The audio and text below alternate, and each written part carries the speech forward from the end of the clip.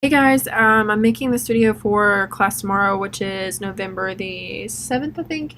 Yeah, so you guys have advising day. I decided to go ahead and make this video for infectious diseases.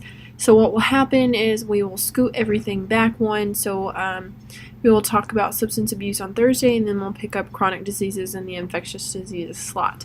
So we're just kind of switching everything around. I felt that the infectious diseases chapter went well with what we were talking about with STIs and STDs. So we're just kind of, again, switching everything up just a little bit.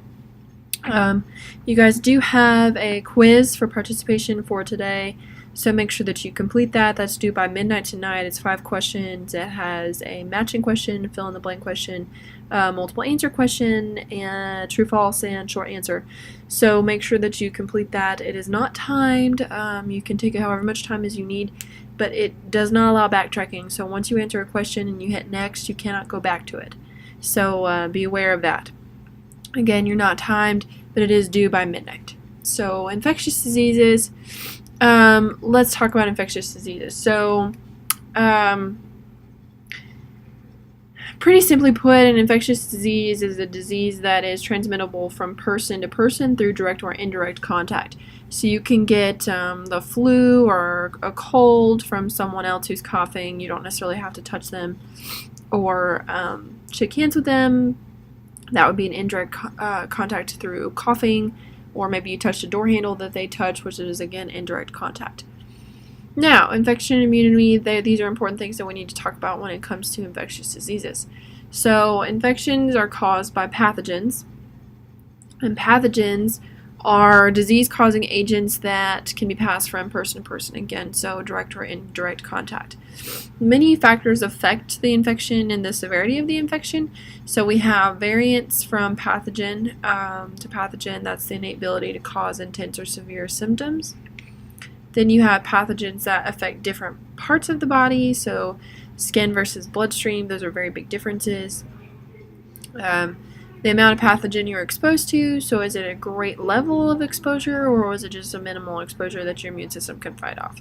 And then your health status. Are you healthy? Are you taking care of yourself? Are you eating the right things? Are you exercising?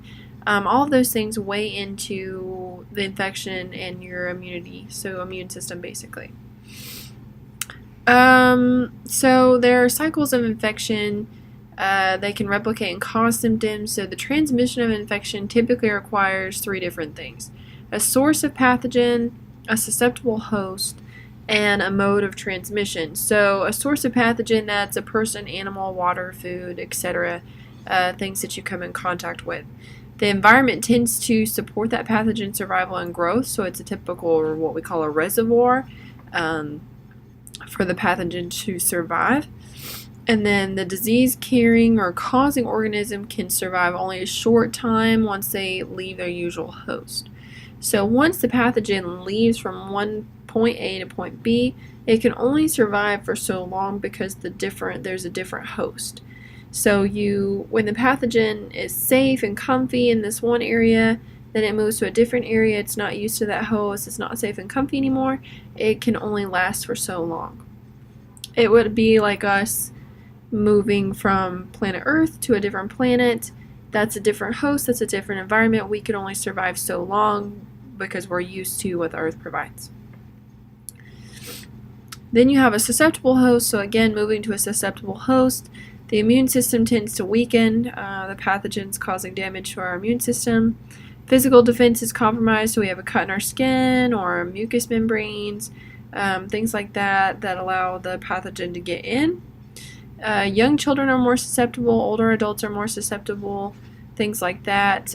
Stress weakens your immune system, so you're more at risk there. Smoking also weakens your immune system, so you're more at risk. And the use of antibiotics and other drugs affect a person's risk of infection. So the more antibiotics you take, the more your body relies on them, the more you are at risk for infection. And then a mode of transmission, so again, direct versus indirect contact. The mosquito bites you, that's direct contact. Someone sneezes and you happen to walk by, that's indirect contact. Hands, mouth, genitals, so shaking someone's hand when they're sick, having sex when someone's sick, or oral sex when someone's sick. All those things are going to affect your immune system. Touching, kissing, sexual activity, again, That's going to weaken your immune system most of the time if you're sick. Injections from drug use also transmit a pathogen into the bloodstream, which is not good. You don't want that in your bloodstream. So making sure that you're cautious of all of that. Now, the body has a wonderful way of defending itself, and again, the body is an amazing thing. Some people tend to get over colds more quickly than others, and that's due to the body's defenses. So we have built-in defenses, right? We are created to fight off these things called pathogens. We have skin, which protects us. It protects our organs. It protects all of our blood vessels, etc., from pathogens. We also have wonderful things called mucous membranes, which trap pathogens and then keep them out. So our mouth is a wonderful trap. It allows things to open and close so we can trap it in there and it won't go down. We also have our nostrils. There's nose hairs, which trap any type of pathogen there. Our eyelids, so we have eyelashes and eyelids, which trap pathogens. Our lungs also do a very good job of trapping pathogens. And our genitals open and close, obviously, so they do a good job of trapping pathogens as well. And they also have skin around them, which traps pathogens. We also have chemical barriers, which help with the body's defense. So, we cannot talk about infectious disease or diseases all without talking about immune system. So, the immune system is a very complex network of organs, tissues, and cells that produce a response that defends the body from disease-causing agents or pathogens.